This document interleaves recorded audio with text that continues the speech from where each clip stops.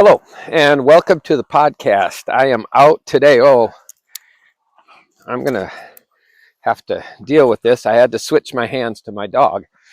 I have the dog with me because he wanted to go for a walk. The problem is that the dog has so much beautiful country to roam, and he goes too far out of range of his hearing, and then I can't call him back. I do think he comes when I call, but he doesn't come when he can't hear. And I have not had the time to train him otherwise, and so he runs around at home mostly, and then occasionally I take him for a walk, and I have to have him on the leash, despite the fact that there are miles of wilderness around us. So maybe some point he'll swing around and you'll catch a glimpse of him. I don't know how to get him on the selfie. Oh, there we are. There. Oops. Here's what I want to talk about. This is a follow-up to it stands alone, but it's also kind of a follow-up to the hypothesis about traumatic brain injuries in marriage and how to deal with that. So maybe you come from listening to that one, or maybe you are just coming to this.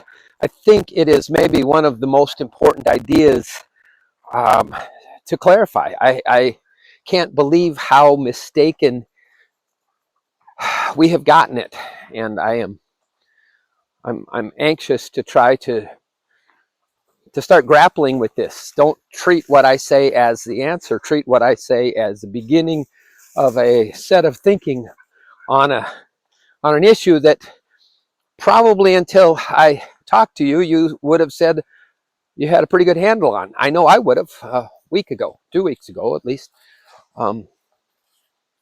No, put it a couple months because I started thinking about it. But all right, so here is the topic. The topic is, what is the purpose of a promise? And it's like, oh, we all know that. Do we? Do we know why we make something a promise instead of saying it? I didn't. I just recently came to get a grip on it, I think, or at least to begin to crack the nut open. A promise has been drastically affected by our idea of what a negotiation is. Okay, the world, and by the world I don't mean the world instead of the church. I mean just the common understanding of a negotiation is something like a way to try to cheat people and get them to agree to it. And I don't think that is the purpose of a negotiation. I think that there's something very pathological about that. And yet that is what people mostly mean, is that you are trying to get the advantage of them and they are trying to get the advantage of you. And you go to a negotiation and you hope that at the end of this negotiation, for some reason, they will agree to your terms, which benefit you, instead of their terms, which would benefit them. And the whole idea is that you want to get the advantage and have them get the disadvantage. And if you believe that is the world, and the world is made that way, it's the idea of a zero sum. If you get more, somebody got less.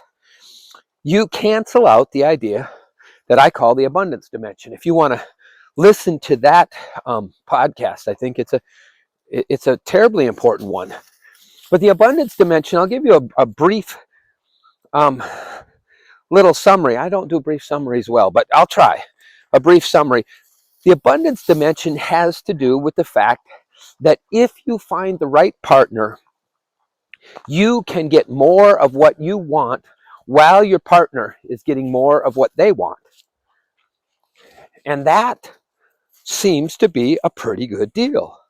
So a negotiation is trying to find someone who you could negotiate with, who has interests different enough than yours, so that you can get more of what you want while you are giving them more of what they want. None of it is to your harm. Or there might be involve some sacrifice, although I don't know that would be the term I'd use.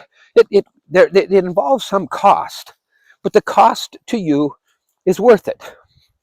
Okay, so let's say you have a young kid, and you answer an ad for the bike that he wants, and he hopes that the person who is selling the bike will see him and say, "Oh, you can have it." Well, that might be a realistic hope for a kid on a bike, and especially if the bike that is somebody who outgrew it.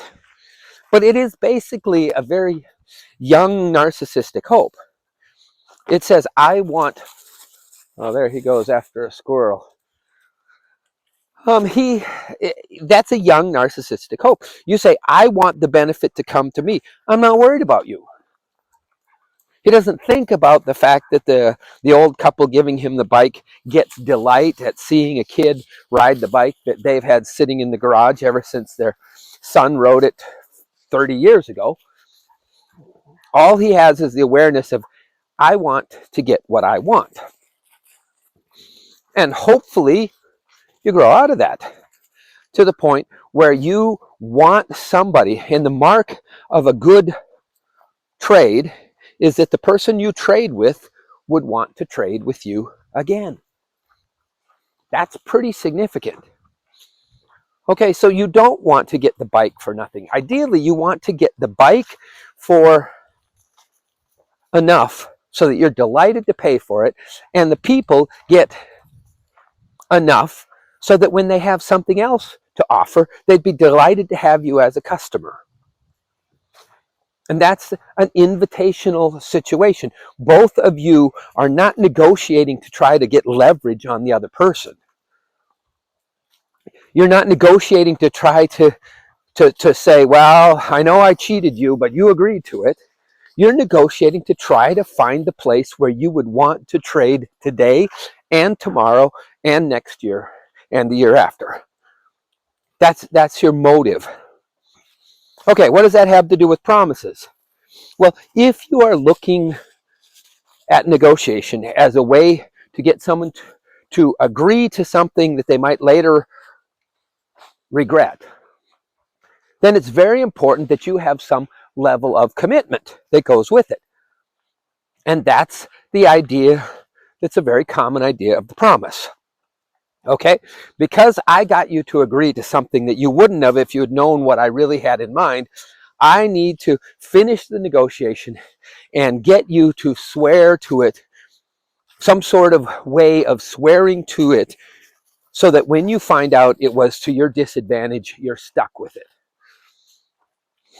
But if you are seeking negotiation to find that dimension that's invitational, where I want to be partners with you, I want to trade with you, then the promise starts to become less important. But it is still important. It's important for a different reason. Okay, so from this point on, when I talk about promise, I'm not going to talk about promise chaining you to the suboptimal. I'm going to talk about a promise for a different reason. The reason for the promise, let me give you an example, and then we'll take it apart. So imagine that I am going up to drive a school bus. I volunteer as a school bus driver when they need someone. And imagine it's when my wife was still alive, and I would say to her, well, bus route 20 gets back at around 5 o'clock, so I should be home sometime after that. Takes about a half an hour to get home. She knows that, so I go and drive the bus. 5 o'clock, I get finished driving the bus. I'm headed home, and I see a garage sale. And I think, well, this is an opportunity I didn't know I'd have. So I swing into the garage sale, I stop, and I've been looking for a copy of a book, which normally online would cost $15, $20. Maybe if we got it used, I could get it for $5, but I get it for $0.25. Bonus. It's a great thing. I come home, and my wife is delighted that I got the book for $0.25. Okay, now let's say the next day, I go up to drive again, and she says, we have some people coming over in the evening. What time are you going to be home? and I say, well, I'm going to be home. I could be home by 5:30, 5:35 at the latest. And she says, good, because I think I'm going to need your help. And that day, I'm driving home, and there's a same situation. There's a garage sale. I go to it. I get a book that we wanted, and I get a tremendous deal on it, and I come home, and she's angry. Well, why? Well, because when you work with another person, there are two issues on the choice of what you're going to do. There's one issue that has to do with making an optimized decision. And you don't know what the optimized decision is until you get all of the information. So you can't make an optimized decision about whether to stop at a garage sale until you know if there's a garage sale to stop at. Okay, fair enough. That kind of makes sense, I would say.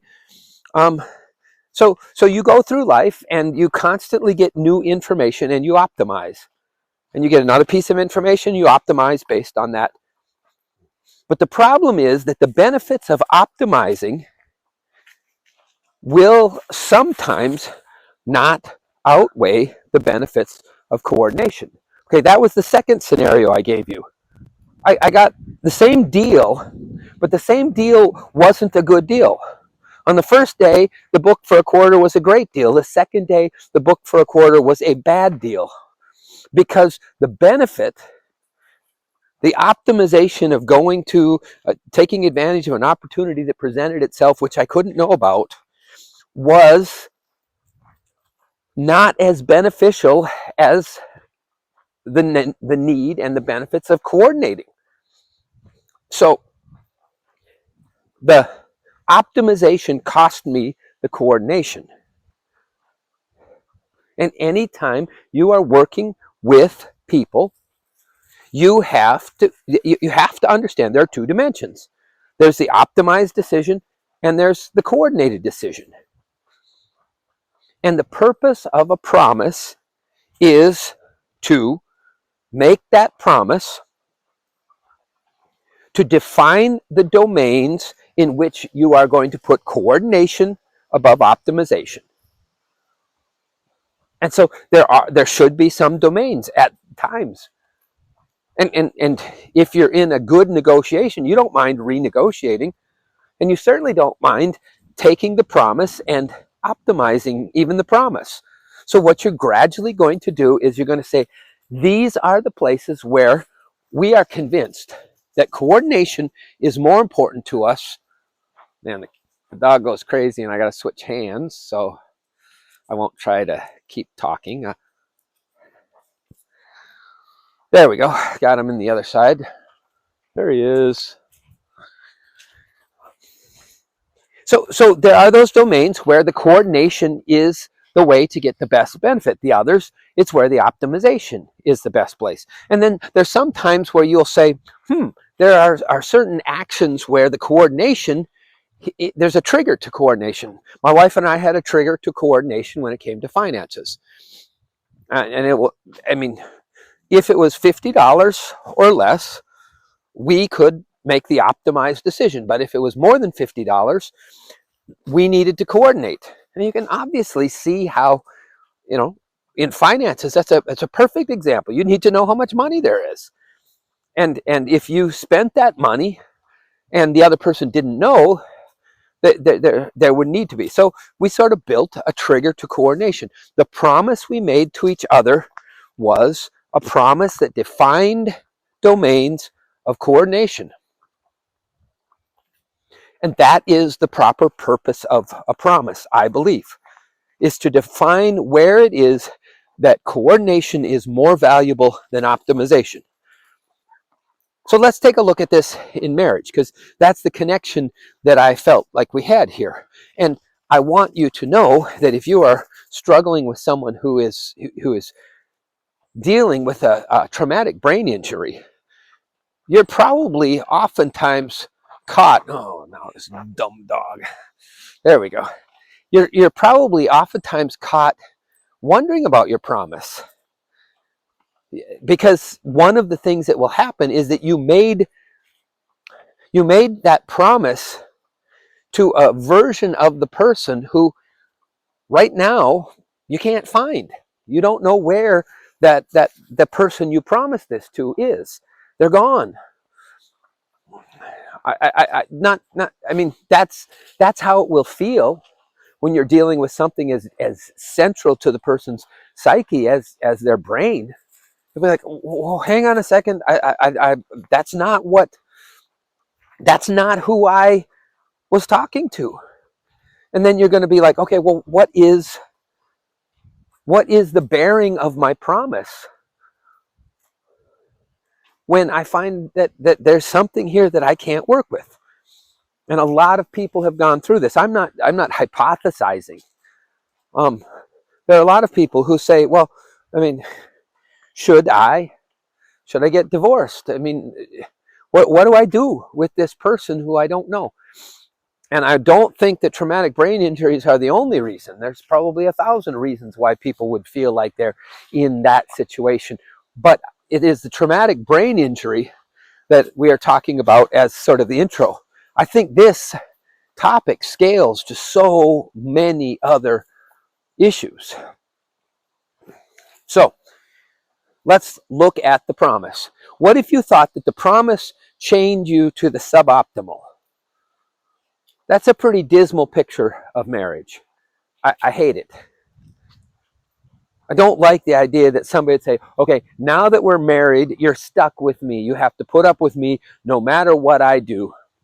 You made a promise. And fortunately, I got you to make that promise before you realized that there was a suboptimal part of this promise.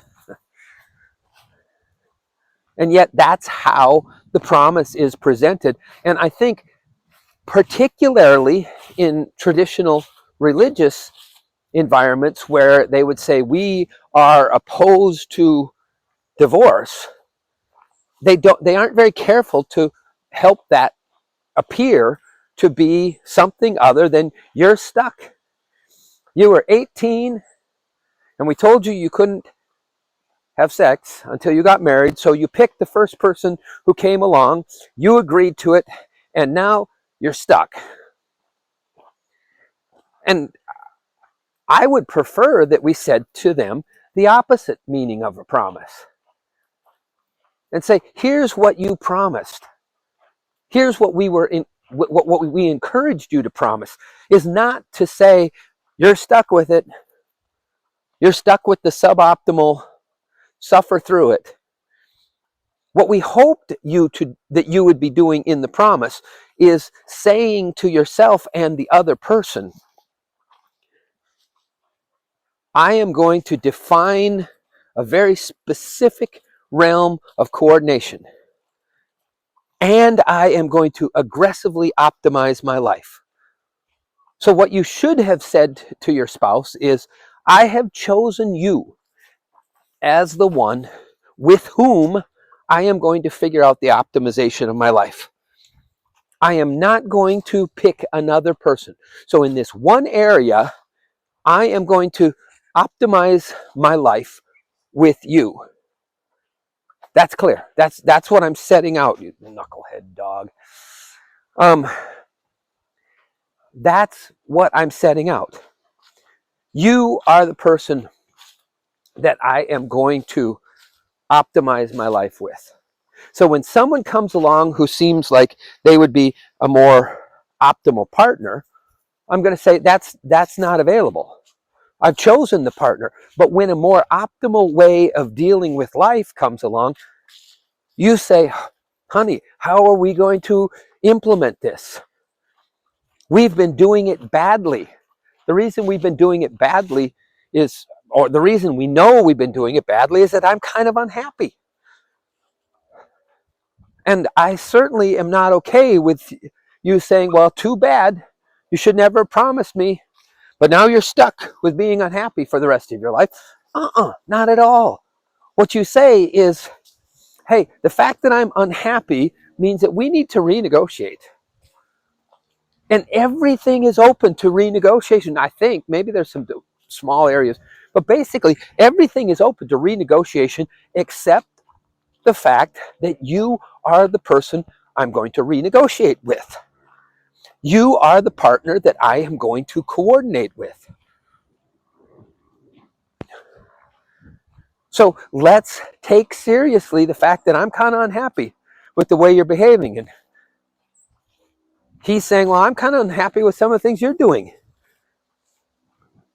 And you get someone maybe who can work with you to say, okay, what is it? I mean, you need someone not to be a referee in your marriage. That's not going to help things. But I think what you need is someone who can challenge you on how honest you are about what you desire.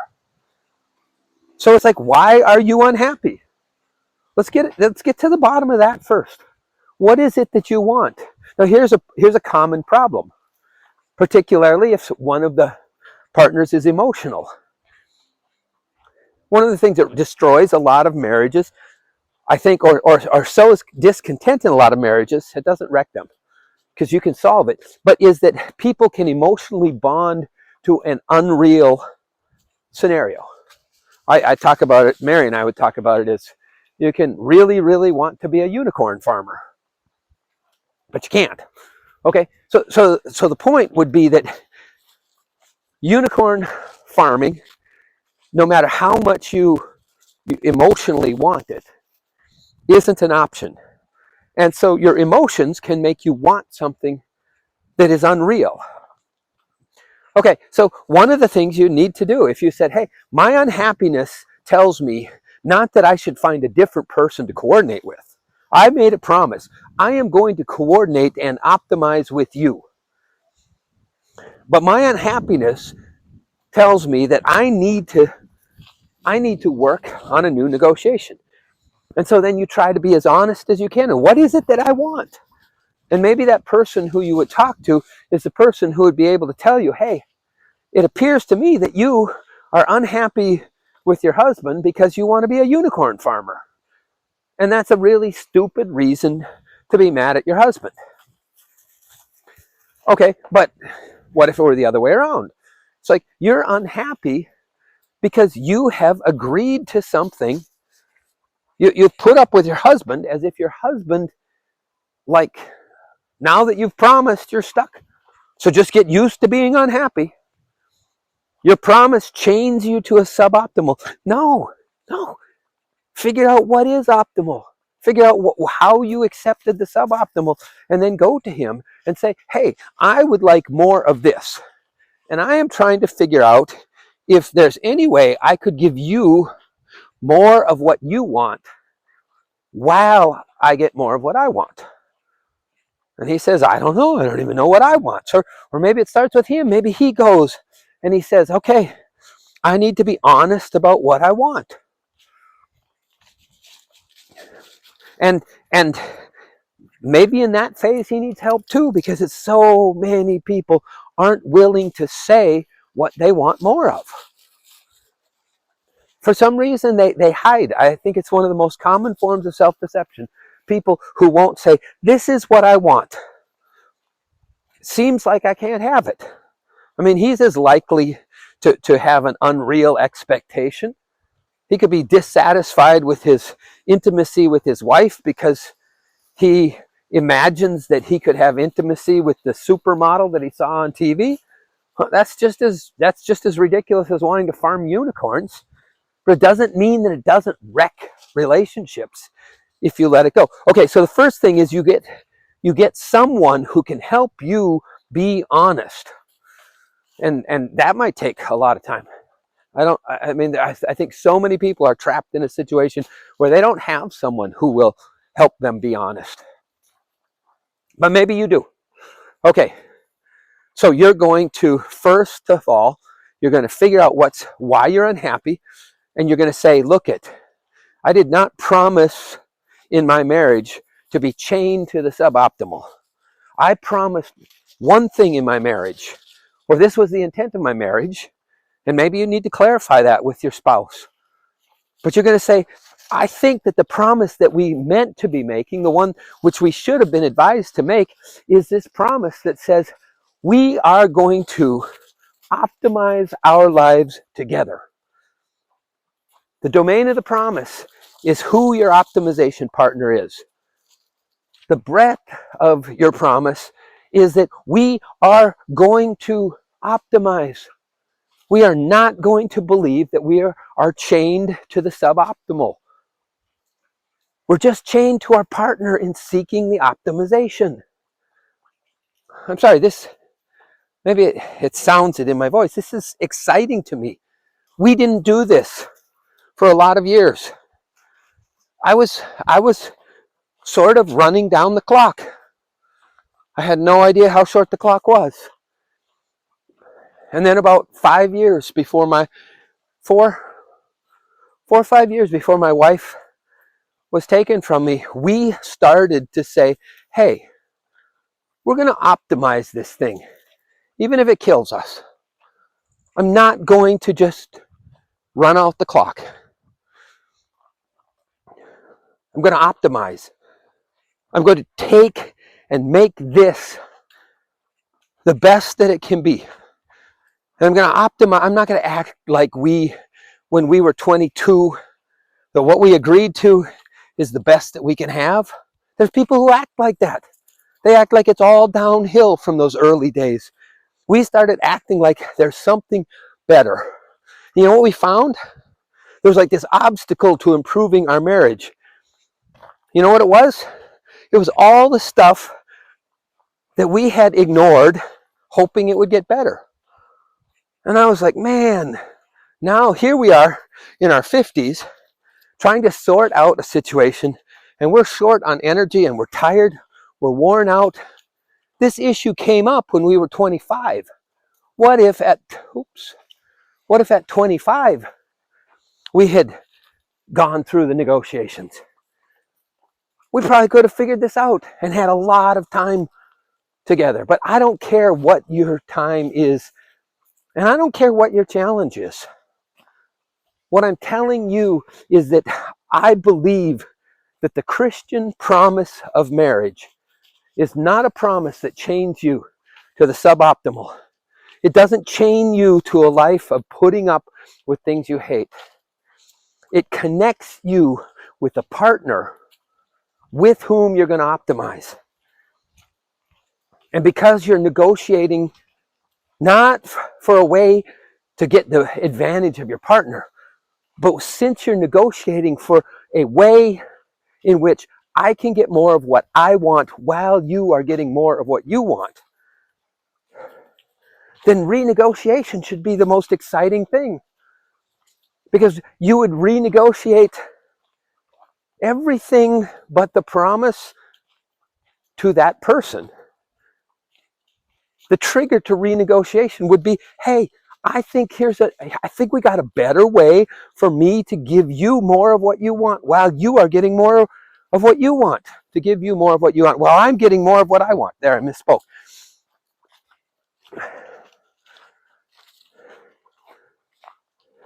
That's what marriage is. A promise.